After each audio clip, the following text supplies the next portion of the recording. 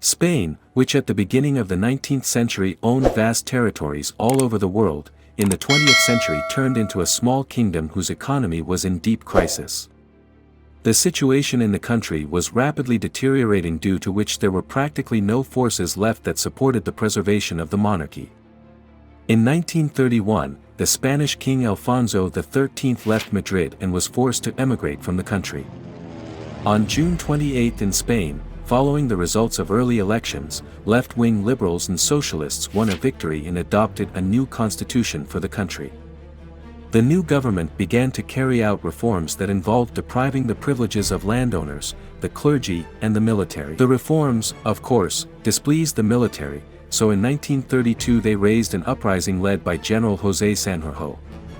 The uprising turned out to be extremely unsuccessful and poorly organized.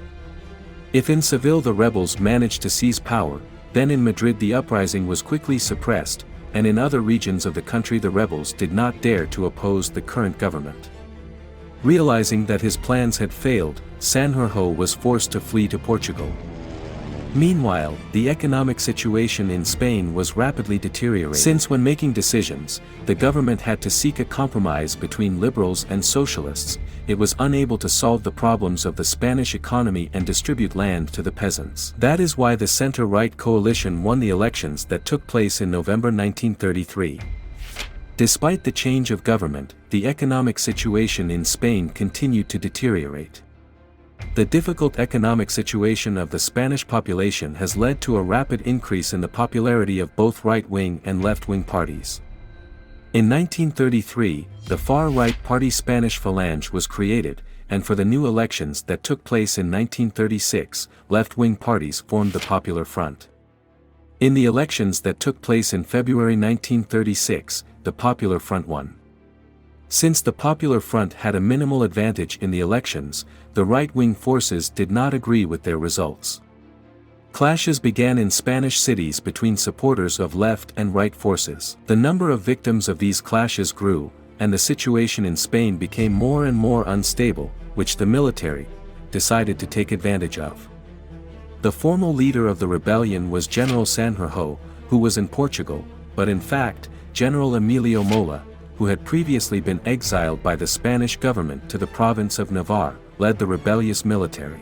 General Mola was able in a fairly short time to establish contact with most of the officers opposed to the current government, as well as with the Spanish monarchists and supporters of the Spanish Falange. Since money was needed to organize and carry out the rebellion, General Mola attracted to his side large industrialists and landowners who suffered huge losses from the activities of the Popular Front. According to General Mola's plan, the rebels were to simultaneously establish control over all major Spanish cities and thus overthrow the Republican authorities. The rebellion began on July 16, 1936 in Spanish Morocco. The local military quickly broke the resistance of the local Republican authorities and established control over the region. Following Spanish Morocco, other colonies of Spain came under the rule of the rebel military, namely the Canary Islands, the Spanish Sahara, and Spanish Guinea.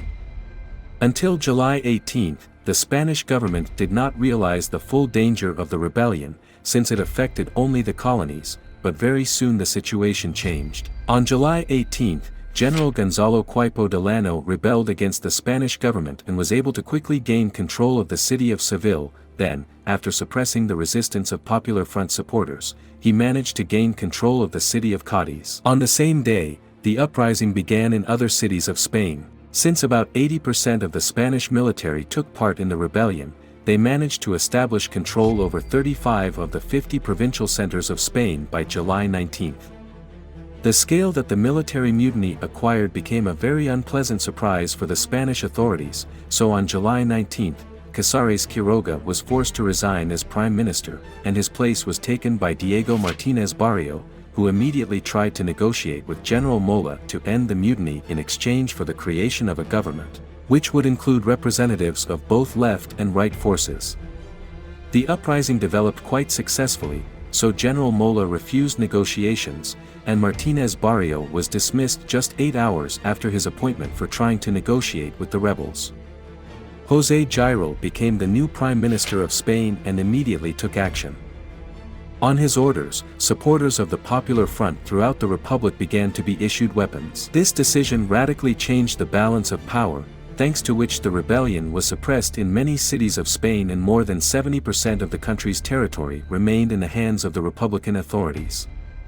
By July 20th, the military was surprised to discover that they were not supported by the Spanish aviation and navy, and, therefore, they lost the opportunity to transfer additional forces from the African continent. On the same day, General José Sanjurjo hastily flew out of Portugal to lead the rebels, but his plane crashed and he himself died.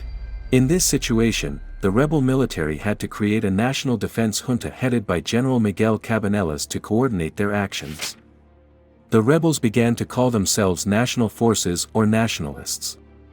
As for the Spanish government, having retained control over most of the country and the most developed regions, it had no doubt that the Nationalists would soon be defeated. This would most likely have happened, since combat requires weapons and ammunition, if not for the intervention of foreign states.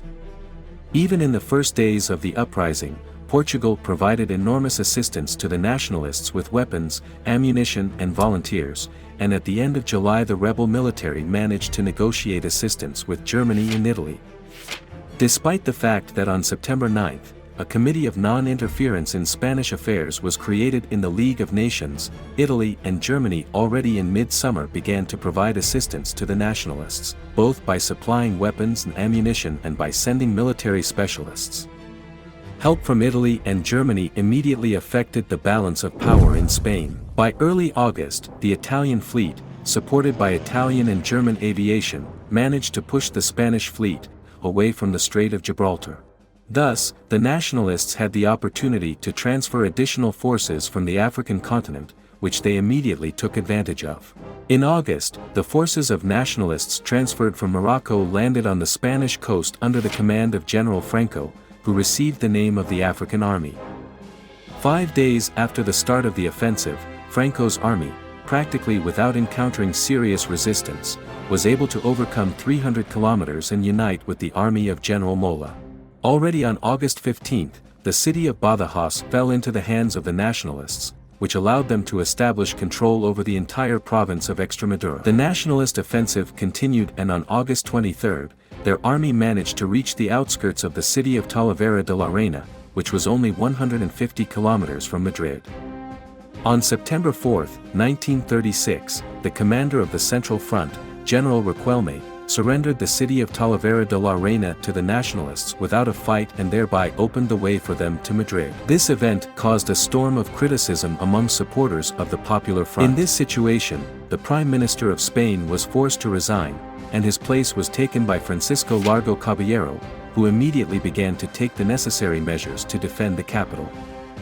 First of all, on October 16, he announced the creation of a regular People's Army to provide the forces of the Republic with at least a minimum level of discipline and coordination. He also authorized the creation of international brigades from members of the Communist and Socialist parties of their other states, as well as from anarchists. Also, the new Prime Minister of Spain managed to establish contacts with the Soviet Union and agree on receiving military assistance and the arrival of Soviet military advisors. While the Republicans were trying to create a combat-ready army, the Nationalists began moving towards Madrid. The leader of the nationalist movement was also elected, who became General Francisco Franco, primarily because he was supported by Germany and Italy. Franco received the rank of Generalissimo, as well as the title of Caudillo, which translated from Spanish means leader. Already on October 1, Franco created his own government in the city of Burgos. All nationalist troops were divided into two groups, Southern and Northern, which were more numerous and better armed. The main task of the Northern Army was to establish control over Madrid. When advancing on Madrid, the nationalists did not expect to encounter serious resistance, since the Republican forces were poorly organized and had low discipline. The nationalists also had at their disposal tanks received from Germany, which were supposed to provide them with an advantage in the battle for Madrid. General Mola, who was advancing on Madrid, planned to surround the capital of Spain from the south and west, and then, with the support of German and Italian aircraft, take the city by storm. It was at this point that the term Fifth Column appeared. General Mola, knowing about the presence of nationalist supporters in the Spanish capital, said that he would attack Madrid in 4 columns, and the 5th column would strike in the back the soldiers of the Republic defending the city. On October 17, the Nationalist Army managed to establish control over the city of Illescas, which was located only 40 kilometers from Madrid, and on October 23, a nationalist tank column reached the southern outskirts of the Spanish capital.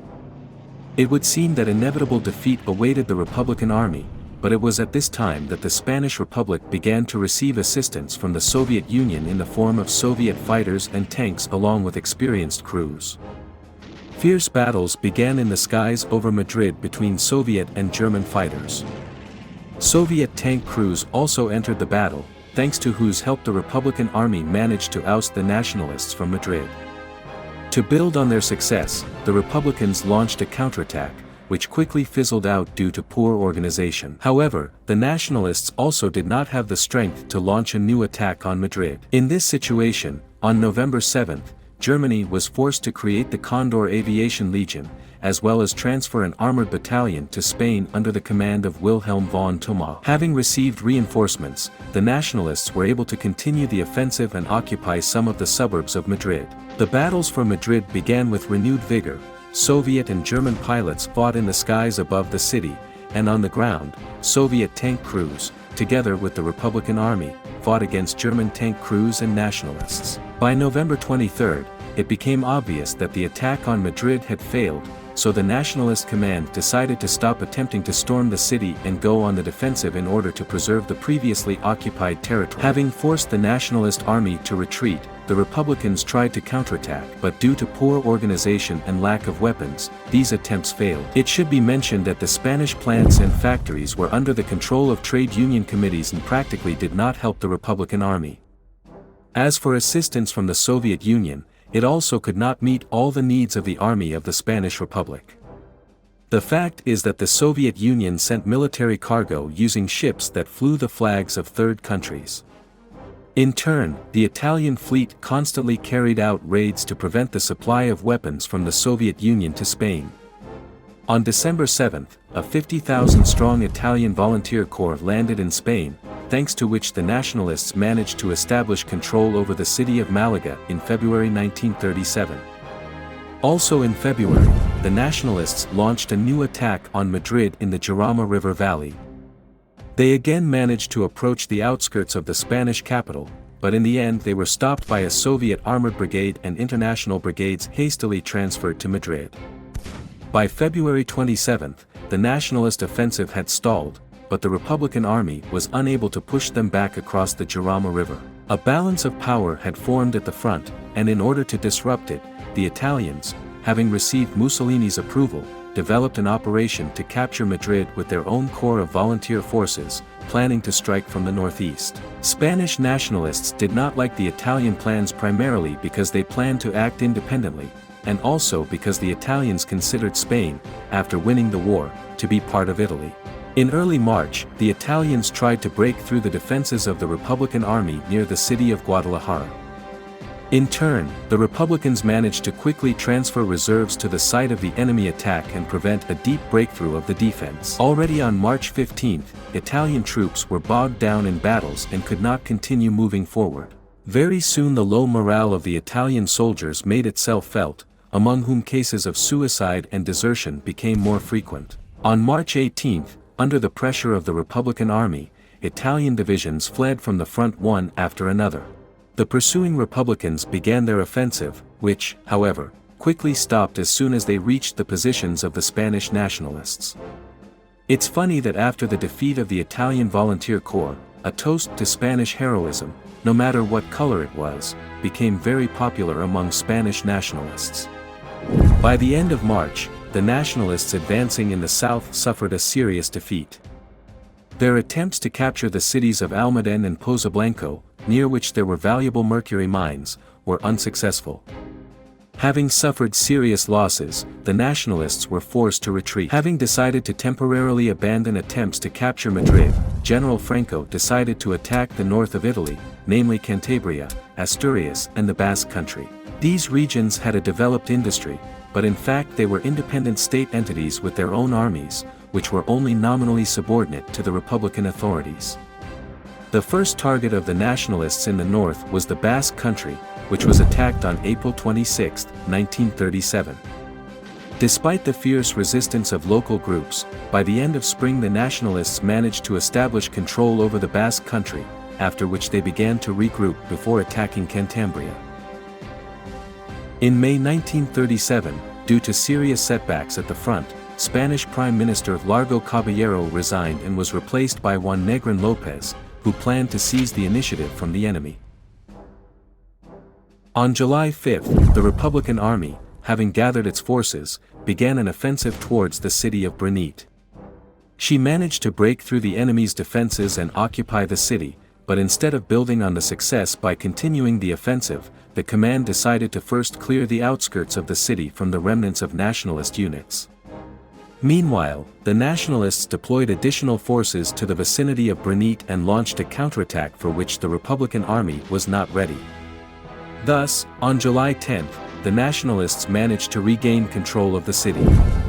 On August 15, the Nationalist Army launched an attack on Cantabria. Local units put up fierce resistance for the first 3 days, but then suddenly their fighting spirit dried up and on August 18, they stopped resisting and left the front line. By August 26, the entire territory of Cantabria came under the control of the nationalists almost without a fight. In turn, the Republicans were still trying to turn the tide of the war. Having assembled a group of 80,000, the Republican Army planned to break through the enemy's defenses in Aragon and establish control over the regional capital, the city of Zaragoza. The Republican offensive was quite successful at the initial stage. On August 22, they managed to establish control over the city of Jaca, but then they encountered fierce resistance from the nationalists. Nevertheless, in October the Republicans made a new attempt to break through to Zaragoza, but it was unsuccessful.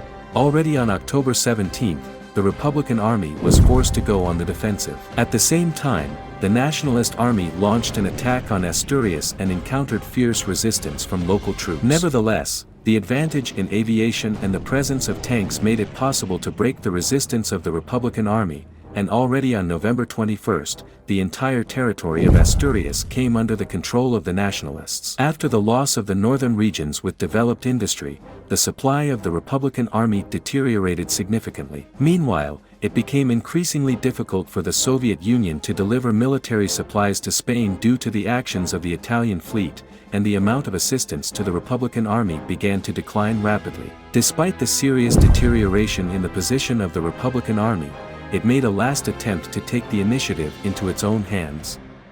On December 15, the Republican Army attacked the city of Teruel. By December 17, the Republicans began to besiege the city. Already on January 7, 1938, the city garrison capitulated. Realizing that the Republicans could seize the initiative, Germany increased the supply of weapons and aircraft. Having received serious reinforcements, the nationalists began their own offensive and in early February they managed to break through the defenses of the Republican Army with a swift attack, and by February 17 reached the outskirts of Teruel. Understanding the complexity of the situation, the Republican command ordered its troops to begin a retreat from the city. It should be mentioned that the defeat at Teruel finally undermined the faith of the Republican command in the possibility of victory. Already on March 9, the nationalists launched an offensive in the Ebro River area. They managed to quickly break through the enemy's defenses. The fact is that most of the Republican Army refused to fight, and some units began to go over to the side of the nationalists. Already on March 25, the whole of Aragon fell into the hands of the nationalists, after which they began an attack on the Spanish Levant. Very soon, reaching the approaches to Barcelona and Valencia, Franco's army cut the territory of the Republic into two parts. These events led to the final decline in the morale of the Republican Army. In January 1939, the Nationalist Army launched an attack on Catalonia. Due to low morale and lack of weapons, the Republican Army was unable to provide serious resistance, and on January 26 Barcelona came under the control of the nationalists. Against the backdrop of the deplorable situation at the front, the command of the Republican Army overthrew the Negrin government on March 6 and announced the creation of a junta of national defense, to which power in the Republic passed. The junta immediately began negotiations with the nationalists demanding honorable terms of surrender, but in response they received demands for unconditional surrender. Already on March 28, the Nationalist Army entered Madrid without encountering resistance, and on April 1, the entire territory of Spain was under Franco's control. This ended the Spanish Civil War. If you liked this video, be sure to subscribe to my channel and click on the bell so you don't miss new videos.